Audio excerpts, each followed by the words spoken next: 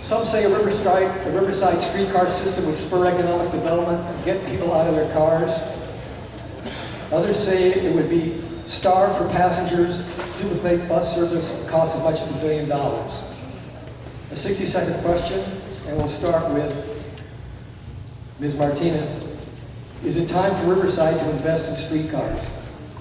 Streetcars? Streetcars. Not while we're in deficit. Like I said, I see the value in bringing streetcars to Riverside, but right now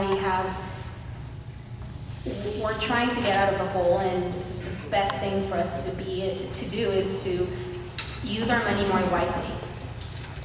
So, not yet would be my answer to that. Ms. Melendez. It is not the time for streetcars. It is it's a great project, it's a visual, it sounds good, but we are in a deficit. We need to save money. If we need further transportation within the city from point A to point B, or to C or D, we need to work with RTA collaboratively to come up with some new ideas that does not cost the city money and that has already existing infrastructure available. Ms. Marino. I think what the public really needs to ask themselves is this what we need to move forward? And how will this impact our neighborhoods? I gotta tell you, I was going over my information for today, and I found something very interesting on my phone, actually. And it was Mike Gardner talking about this streetcar and what they're gonna do to Magnolia Street. The historic street of Magnolia is gonna be ripped up, and all those oak trees are gonna be gone. And all those neighbors in the historic wood streets that have paid and made huge investments in those homes have no idea this is coming. So I think that this is one of the problems that we see in local government, is they hide the information and then they throw it out to you at the very last second, and then you have no time to respond. But this streetcar and destroying those homes on Magnolia will be detrimental to this city. Thank you very much. You brought a streetcar to Riverside. You've been the champion, the head cheerleader. You've mentioned it in your State of the City's addresses, except this year, no mention of streetcars. Have you changed your mind? We don't have the money for streetcars in the budget. We really never have. And this is an idea, a vision that was cast, and I believe that the public wants a mayor to have long-term vision for the city. So, do we have the money now? No. Is the money available through grants at the state and federal level?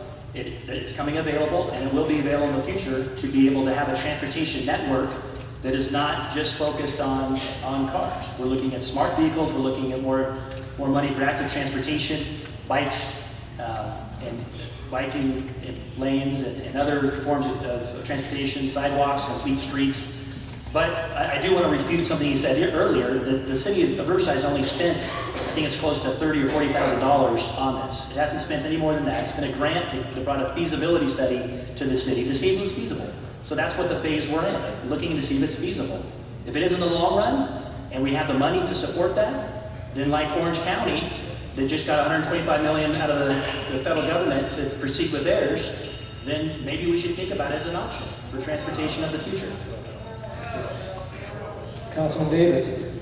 Folks, we spent $500,000 of your tax money. A grant is tax money. It's coming from the state. It's coming from the feds. You pay the taxes. It's just coming back in the form of a trolley investigation, if you want to call it that. It's a waste of time. You know, I appreciate the look back, because we used to have them back in the 50s. But let's face it, GE just a couple days ago had one of their driverless cars go across the entire state of New York successfully. Uber. Think about it.